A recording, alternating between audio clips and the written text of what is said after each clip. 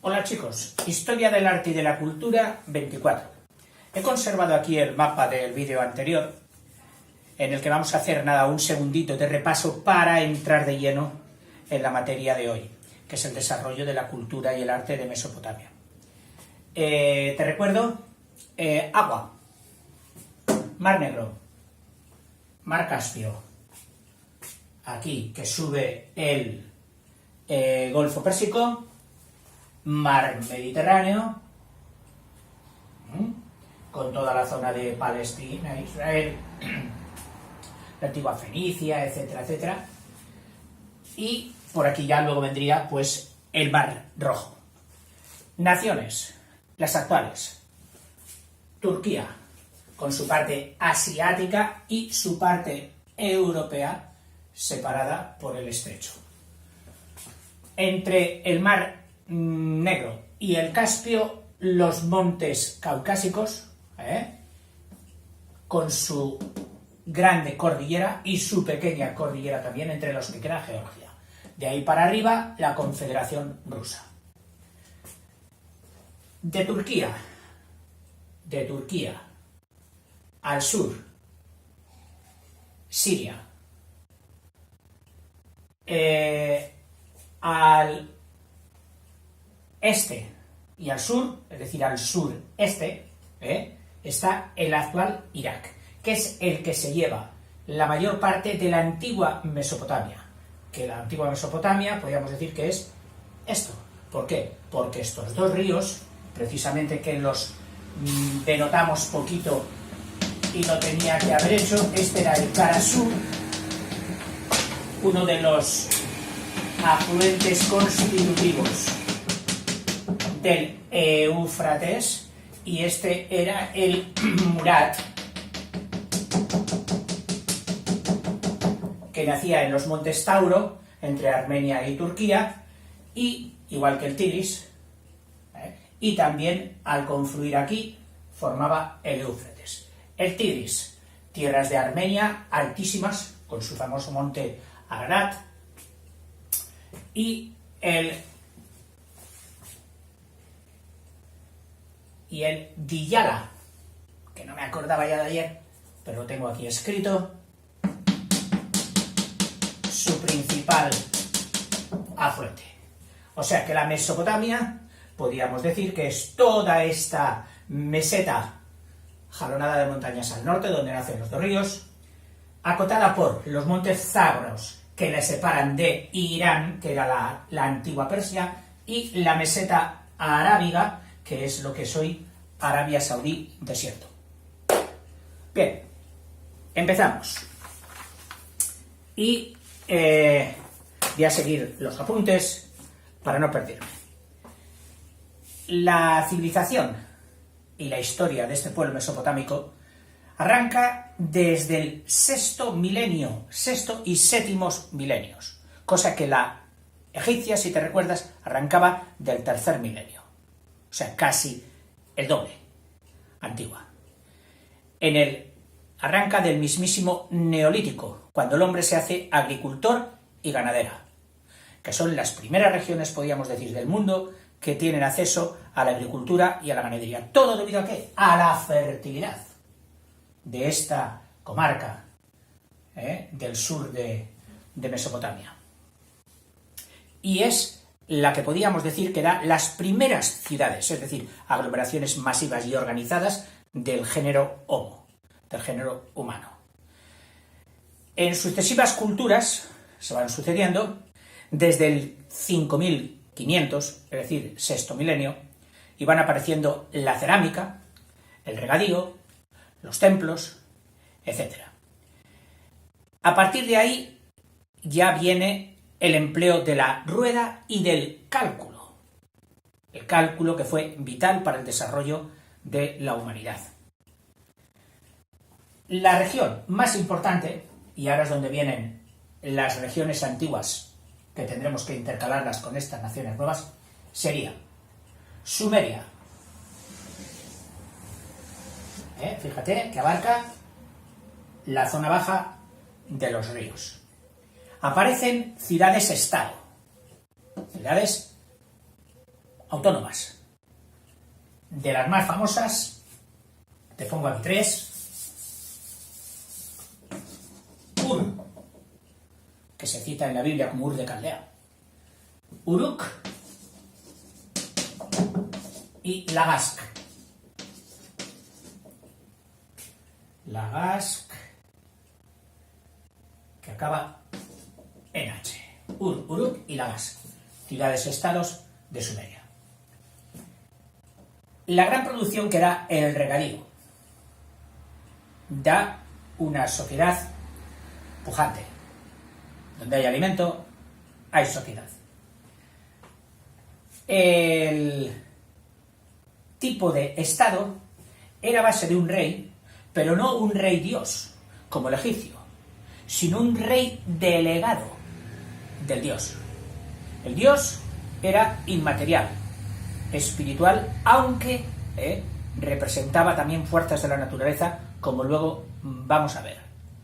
Entonces tenía un vicario, un representante, un pontífice, que hace de puente, que era ese rey, un rey vicario.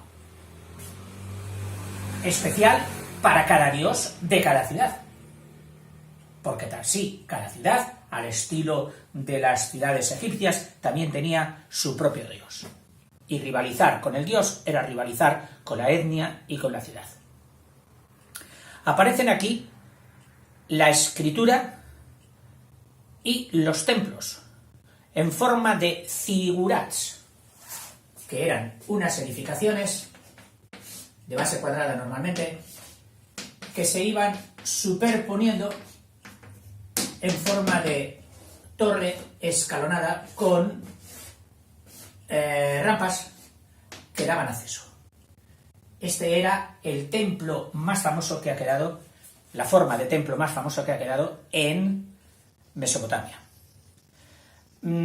Sobre sus reyes progresivos y la sucesión de los mismos, o lo que dijéramos las dinastías, así como en Egipto parece que están súper claras, aquí fallaron en el cálculo.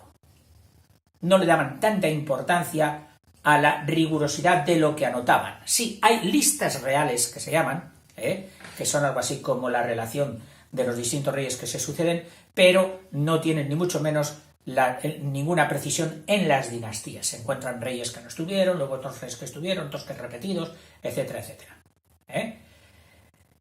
El imperio acadio será por primera vez sobre el año 2350, es decir, en el tercer milenio.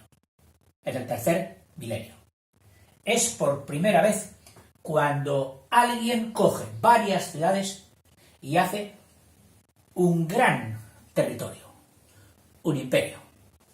El creador del primer imperio, acadio, de la raza o etnia de los acadios, fue Sargón, que empezó a representar el poder, la unificación en el poder, el imperio, un emperador capaz de todo con nuestros circundantes. Y, como todos los imperios, aquel, y más nuevecito todavía, que podríamos decir que fue el primer imperio de la humanidad, manifestó enseguida su decaída, su decadencia. De forma que en la tercera generación, con su nieto Naram-Sin, este fue Sargón II, Naram-Sin, su nieto, ya se dio una descomposición. Y entonces pasaron a la historia como el signo del progreso y lo que había que hacer, y el signo de la decadencia y lo que no había que hacer. Luego vino una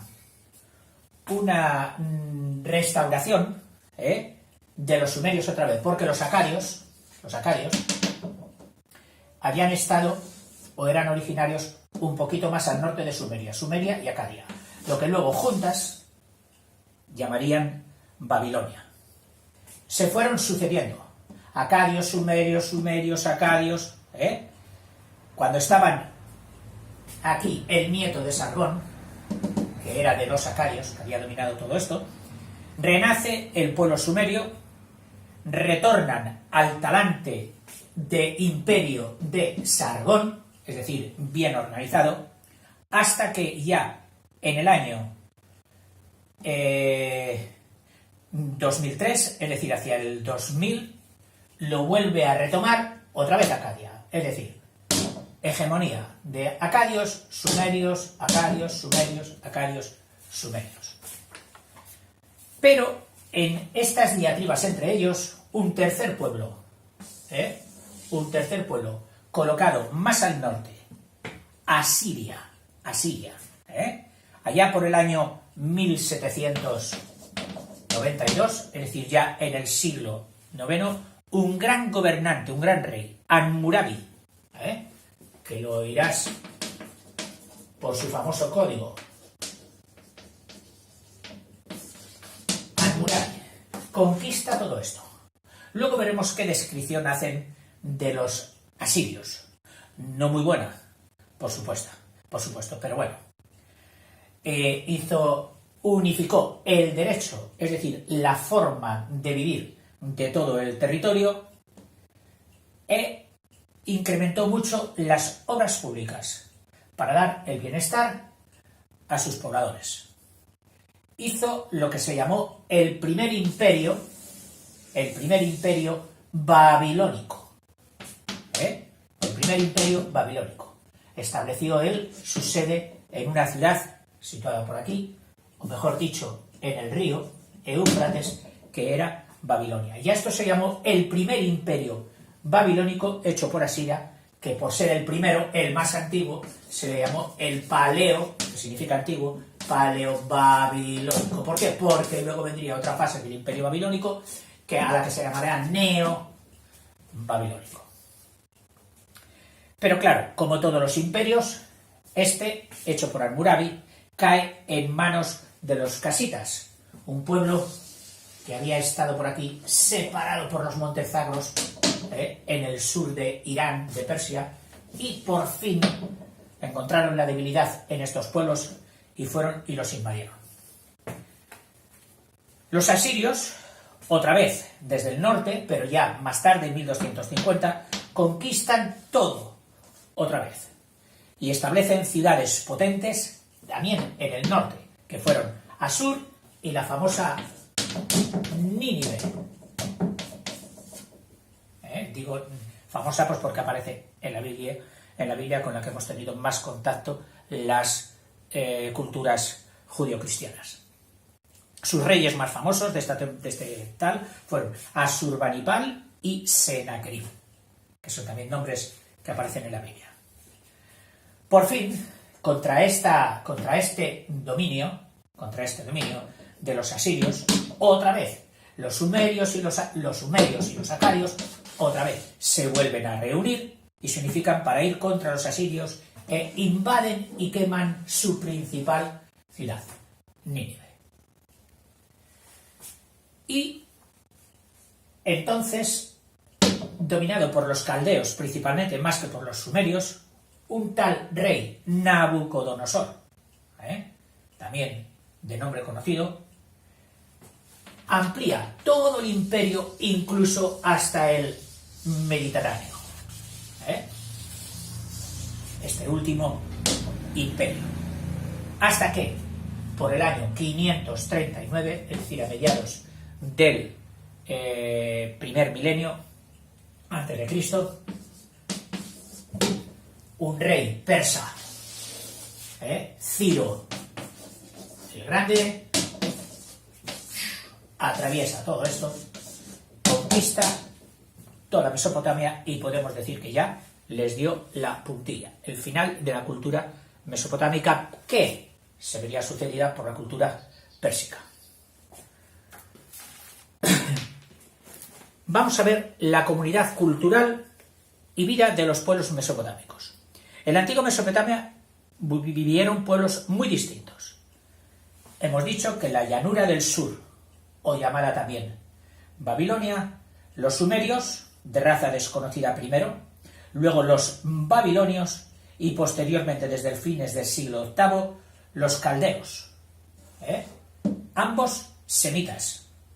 Y en el país montañoso del norte, o Asiria, Los asirios, también semitas, de la misma etnia y cultura. Pero la cultura de todos ellos es común, y sus creadores fueron realmente los sumerios, quienes desarrollaron en el cuarto y tercer milenio, es decir, en el 3000 y pico antes de Cristo, una antiquísima y notable civilización, más antigua que la egipcia, que fue adoptada por los semitas, tanto babilonios como asirios, los cuales no hicieron más que ampliar y desarrollar las enseñanzas recibidas de los sumerios. Curioso que en el terreno más fértil se desarrollase la cultura más potente. Los sumerios y babilonio-caldeos, que se establecieron en la fértil llanura del valle inferior de los ríos en la Baja Mesopotamia, vivieron pacíficamente, dedicados a la agricultura, en la que practicaron el regadío, dedicados también a la ganadería y al comercio. Habitaban en casas de ladrillos y adobes. El adobe ya sabes que es esa pieza tipo ortogonal, ahora no me viene, hecho como la caja de zapatos, pero en barro. Hablaremos luego del ladrillo. Pues habitaban en casas hechas con esas, de forma cúbica la casa y con un patio central. Usaron el carro de ruedas, que poca importancia decimos cuando usaron el carro de ruedas.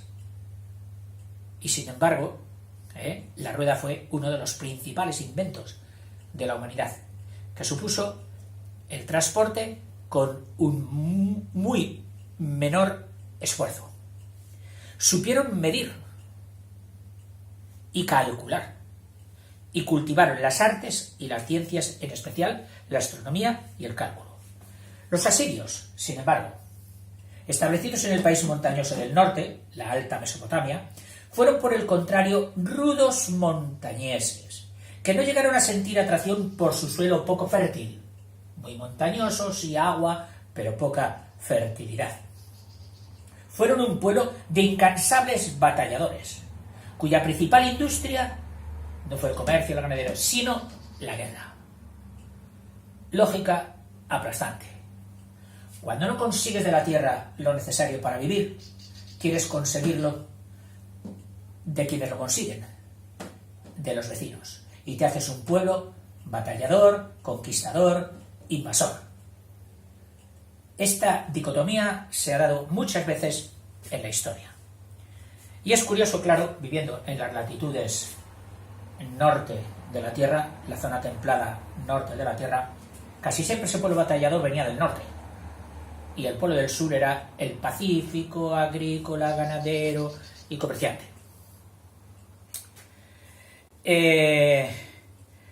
Vencieron y dominaron a diversos pueblos, a los que trataban duramente, cobrándoles crecidos tributos. Pueblo materialista y cruel. Qué duro es aquí esta historiadora, ¿eh? No hicieron más que desarrollar la cultura de los pueblos del sur.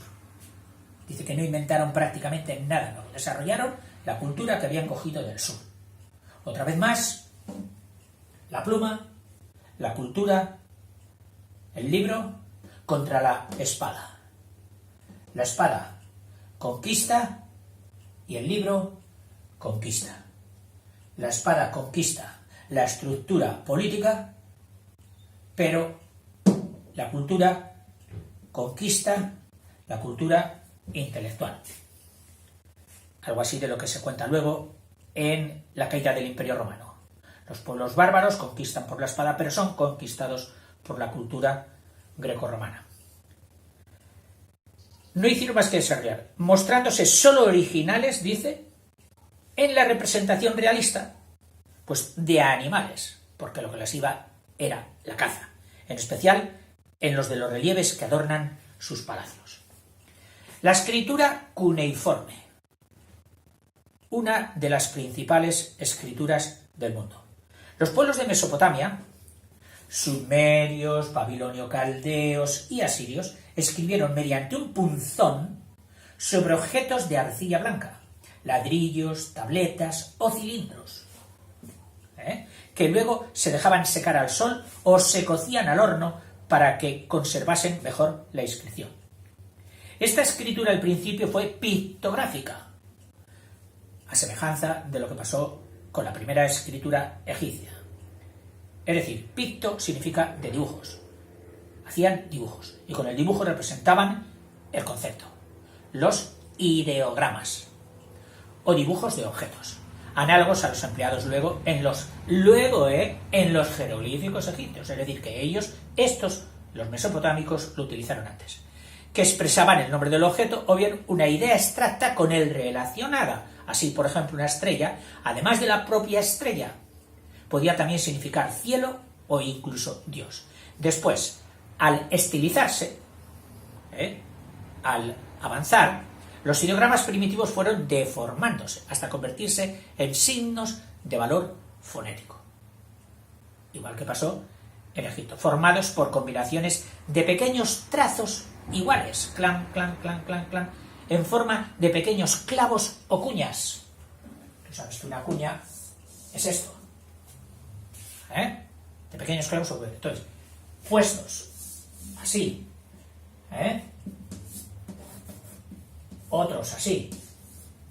otros así, lograban distintas combinaciones que hacían distintos fonemas o sonidos. La escritura cuneiforme, que viene del latín cuneos, que significa cuña, con que se designa el sistema de escritura basado en su empleo. Los creadores de la escritura precuneiforme y cuneiforme, es decir, tanto de la anterior como de la cuneiforme, fueron los sumerios. Otra vez se llevan ellos la gloria, quienes terminaron reduciéndola a unos 600 caracteres o signos cuneiformes, unos 600 fonemas, cada uno de los cuales equivalía a una palabra primero.